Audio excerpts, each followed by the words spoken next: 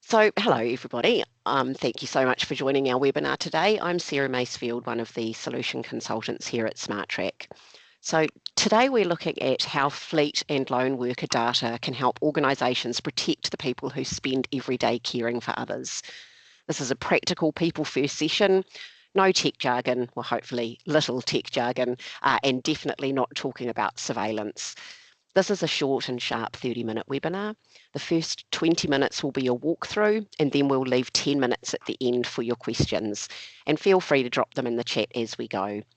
And just a final note, please note that this webinar is being recorded. Okay.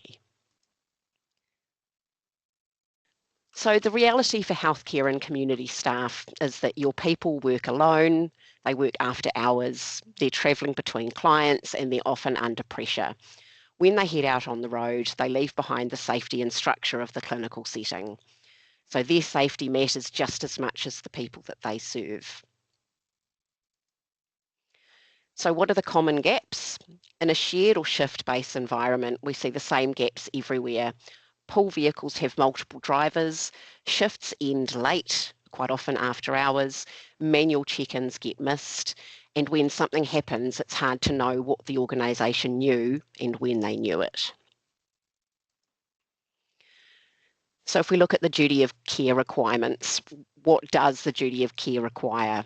So it's not about perfect visibility, it's about reasonable steps, timely awareness, consistent processes, clear documentation, and this is the standard organisations are judged on when something does go wrong.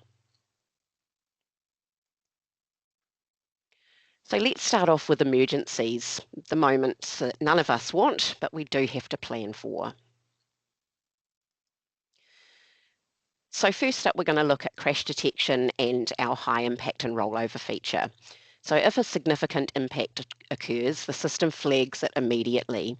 It gives you precious minutes, which are so important during the golden hour, and visibility you simply don't get from manual processes. Just a little action point to put on that, ensure the right recipients are set up to receive the notifications and alerts. Simple things like checking all of the details are correct, confirming your emergency workflow, and testing. I can't say testing enough. Testing the entire process so people know what to do in an emergency and they're not panicking, wondering what they should be doing. They know what to do. So if we look at emergencies and dash alerts, so staff can trigger emergencies discreetly if they are unsafe. And there's a couple of images on the screen of some of our different devices. We've got the personal locator, we've got the emergency dash switch up the top, that little button that says emergency only. We've got one of our Garmin InReach devices, which is satellite device, and then we've got the PL Mini, which is the one down the bottom attached to the keyring. So allowing staff to trigger emergencies discreetly is really important, and it's especially important for community workers either visiting unfamiliar homes or travelling at night. Now we're going to have a quick look at geofence alerts. So geofences aren't only just about tracking, they're about awareness in high risk or remote areas. So if a vehicle enters or leaves one of these zones unexpectedly, you can get a heads up immediately. Some customers also add in regional geofences and configure a notification if a vehicle leaves the regional boundary. This can also be used around high-risk locations and locations with poor network coverage. We cover that in much more detail in our Confluence and our customer knowledge base. So if we have a look at emergencies on the map, I'm going to demonstrate what an emergency alert looks like on the SmartTrack map. Hopefully you guys can see that emergency that's just gone off. What basically happens when generated by a lone worker device.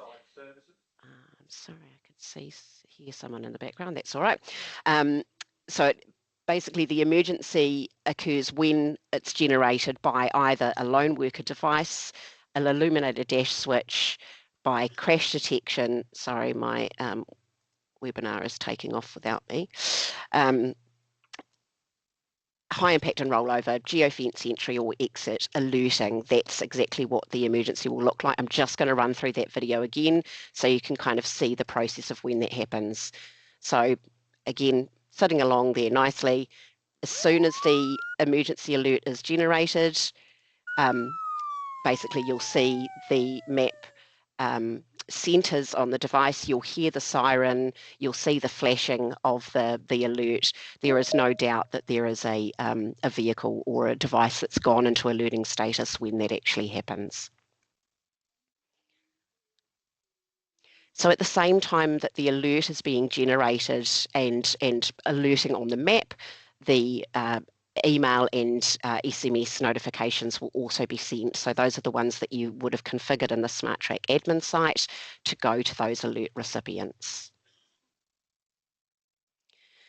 If we look at the emergency monitoring kind of process flow of how that works, if we start off up the top right, kind of the emergency alert is activated, the alert becomes visible on the map. At the same time, the notifications are sent to the alert recipients. Depending on your individual process, because every customer is going to actually manage this in a slightly different way, if you are the one that's actually in charge of managing that alert, you would then click on acknowledge.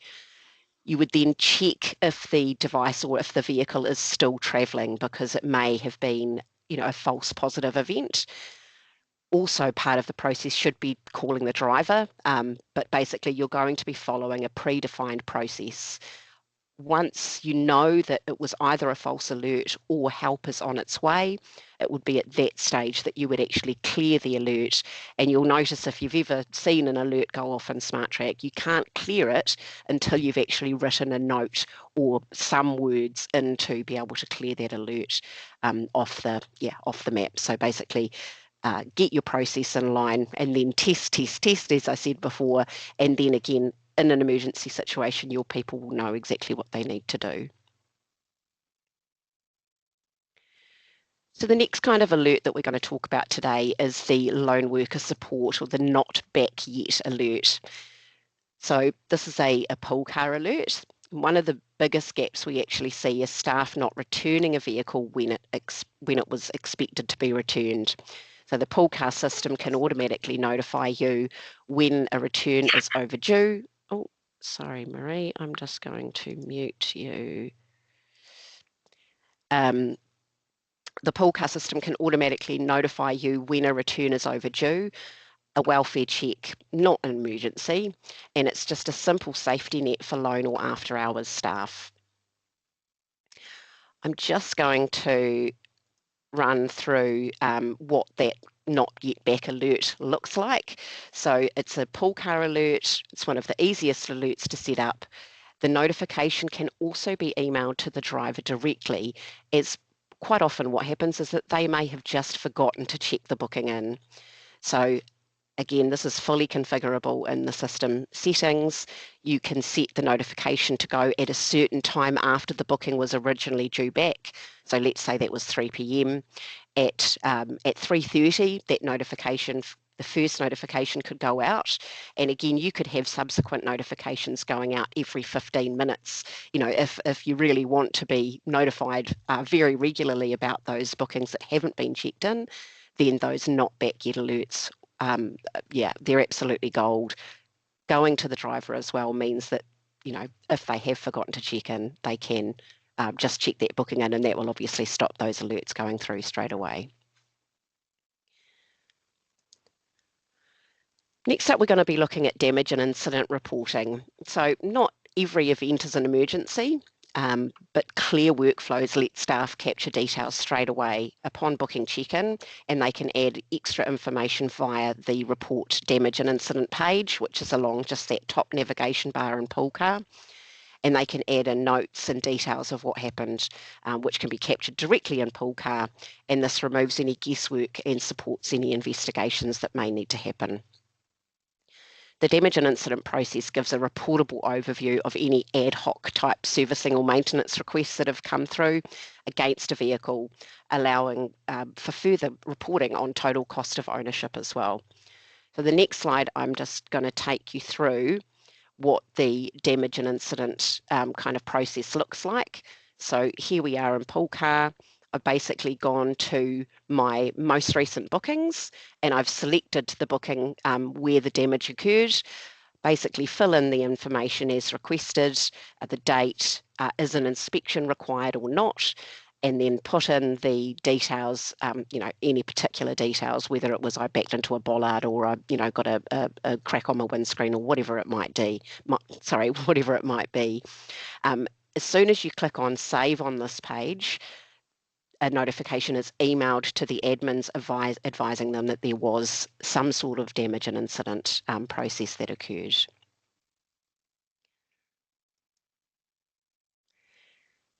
Oh, I've got two of those, sorry. Just go over that. So the next slide we're going to look at is infringement notifications. So infringements are really easy to link to vehicle date, time and driver, avoids disputes and protects staff through clean, objective records. So in Pool Car, we have the Who Had It feature, which removes the guesswork, allows easy identification of who was driving the vehicle at the time an infringement was occurred. So I'm just going to show you the infringement process as well. So again, from the sysadmin main menu, we go into the Who Had It, which is just under bookings. Actually, I don't think that video is working. Oh, yes, it is. So we've clicked on the Who Had It page. I'm basically putting in the license, the registration plate, the date and time of the infringement that I received.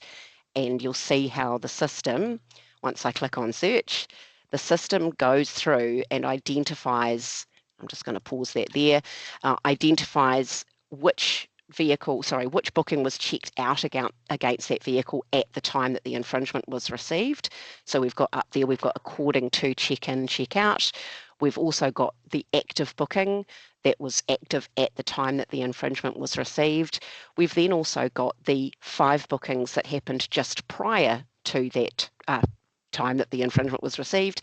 And we also, if you scroll down the page a little bit further, you'll see the 5 bookings that occurred just after that one as well. So from there, you've got all of this data in a single place that you can actually get that information. You can then basically take this information and you can add it in against your infringement.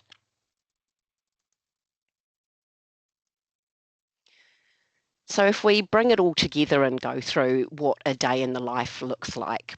So here's how this kind of all works out in reality. A nurse enters a high-risk area. You're aware via the geofence notifications and alerts.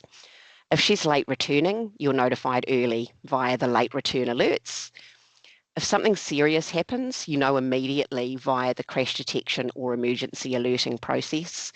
And if there's a minor incident, the record is clean and defensible, via the damage and incident process. And then obviously if she was speeding between client visits and there was an infringement that received, you can see how easy it is to identify who was driving at the time the infringement was received.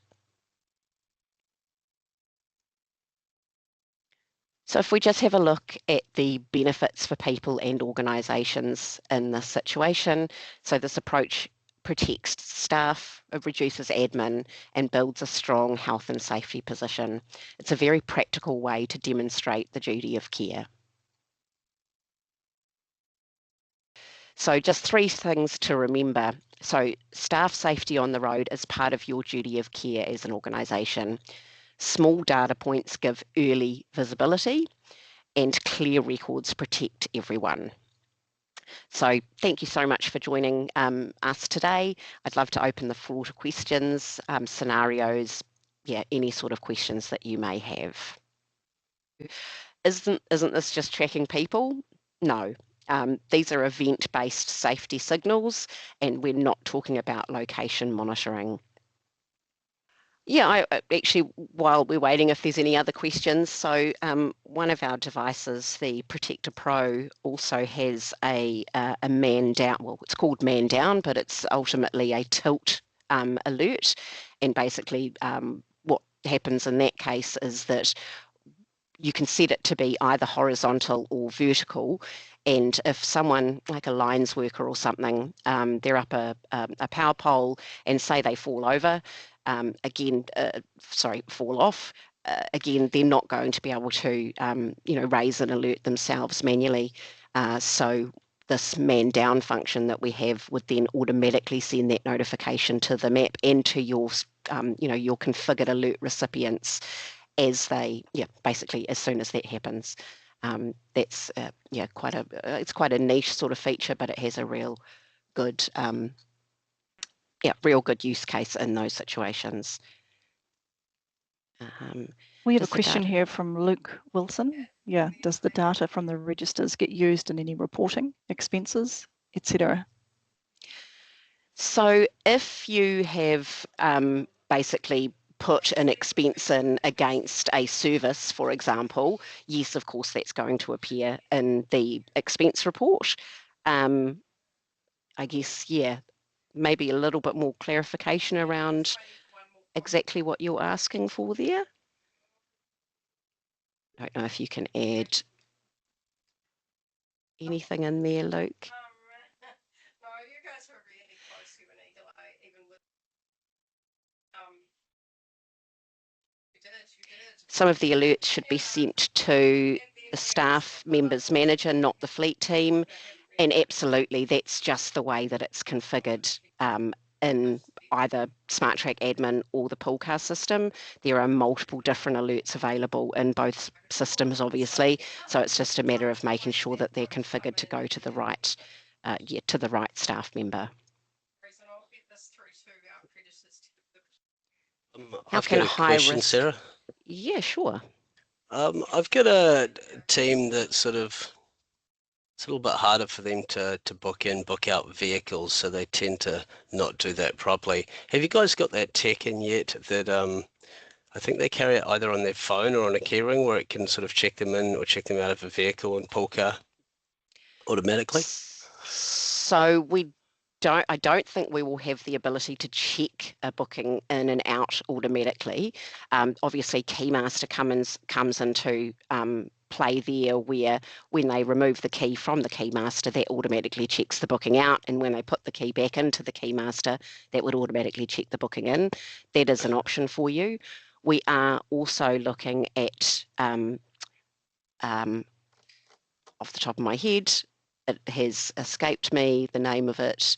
It is called Passive Driver ID. Sorry, came to me. I think that's what I'm looking for, yeah.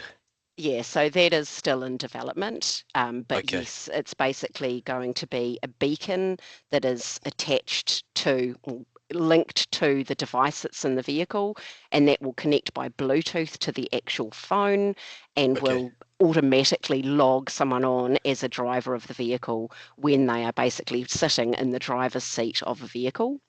Again, there will be hardware. There'll be a hardware requirement around there, because obviously you would need to have SmartTrack telematics. But yeah, it's still a work in progress. But yes, it is definitely something that we're actively working on. How is the best way to tackle that at the moment? I have a couple of satellite teams that might be 4 people sharing 2 vehicles, and they are not near a key safe. So, yeah. Sarah, I'm happy to jump in if you like. Is that okay? Yeah, I'd love you to, Kathy. Thank you. For those scenarios, I often recommend to clients, and clients have told me they really like having the geofence check-in, check-out enabled. So if you have either a simple plug-and-play OBD2 device, or you have a wired telematics solution with SmartTrack, either of those solutions will work. And that just means that a staff member can make a booking for themselves, or someone can make it on their behalf, and then all the driver has to do is simply drive the vehicle out of the car park, and it will automatically check that vehicle out for them. And then when they return to the car park, conversely, it will check the vehicle back in, and the staff member hasn't had to do anything in terms of check-in, check-out. Is that what you're talking about? I think that could be very helpful. Yeah, I didn't know you could check in, check out using a geofence. So yeah, it's really helpful, and it makes it, I think, a lot easier for staff to adopt the pool car booking process as well. Yeah. Okay, that could be helpful. I might have to get back in touch and maybe get some assistance with that. But yeah, I think this is the solution I'm looking for. Yeah. Beautiful. Awesome. Thanks, Kathy. Thanks, Kagan. Thank you. Now, David has asked, how can high-risk areas be managed? I'm assuming, David, that you are referring to network black spots. Can you maybe just clarify that? Yeah, I'm just referring to, I guess, areas as a duty of care, I guess, to staff. There may be areas that are high risk areas. What tools, I guess, are available, I guess, either to identify, report on, or manage, I guess, your staff more safely? So I think, again, in geofence alerting or geofence notifications, geofences can have both an alert that works like an alert and alarms like an alert and notifies like an alert, or geofences can just have notifications enabled. So that's quite a different feature, even though they are labelled quite similarly within the system. It's absolutely important. Yeah, sorry, I'm just looking at the other questions that are coming through. And the other thing is if any of those high risk areas are outside of cell phone coverage, we do also have a satellite modem capability, which can be basically installed alongside the SmartTrack AVL. So it needs to have that fully wired device and the integration with the satellite modem. But basically what that will do is it will also send through any emergency alerts and any stop events when the vehicle is outside of either One network or Telstra network coverage, depending on whether you're in New Zealand or Australia. And again, if you are really wanting regular polling, you can also go for satellite polling. Just please note that there is an additional cost for satellite, both connectivity and satellite polling, because the cost is much higher than just your standard Telstra or One network charges. So that's a couple of ways how you can manage those in high risk areas. If you put the fine amount in the infringement register, does that appear anywhere else? I believe the fine amount in the infringement register absolutely does pull through into the expense register because it is just an additional expense.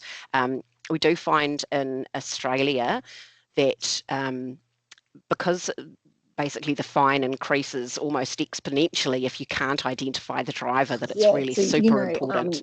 I had Ian Nadal. Yes, so the fine amount should appear from the infringement register, should absolutely appear in the expense report. What happens if a booking is made, was cancelled by the 5-minute robot, and the employee takes the vehicle out? To be honest, the cancellation robot will still run even if you do use geofence check-in and check-out. And again, there are limitations around how early you can leave, because if you leave more than, like, say, 15 minutes prior to the booking start, then that's not going to be considered to be part of that booking because it's too early. Again, this is configured in the system settings. And same thing, if they don't leave within that cancellation period, the booking will cancel. So, geofence check-in and check-out is a fantastic feature. However, it's not going to, it's not a silver bullet. It's not going to solve those problems when the vehicle is either, if you've got a lot of stuff that you need to put inside the vehicle before you leave and you're due to, pack it up and leave at 9, but it's going to take you half an hour to get all of your equipment put inside the vehicle. In that case, you should absolutely manually check that booking out before the system cancels that. So geofence check-in and check-out, while a fantastic feature, isn't a silver bullet for all scenarios of bookings. Great. Well, that is the end of our webinar today. Thank you so much for your time today. I really appreciate it.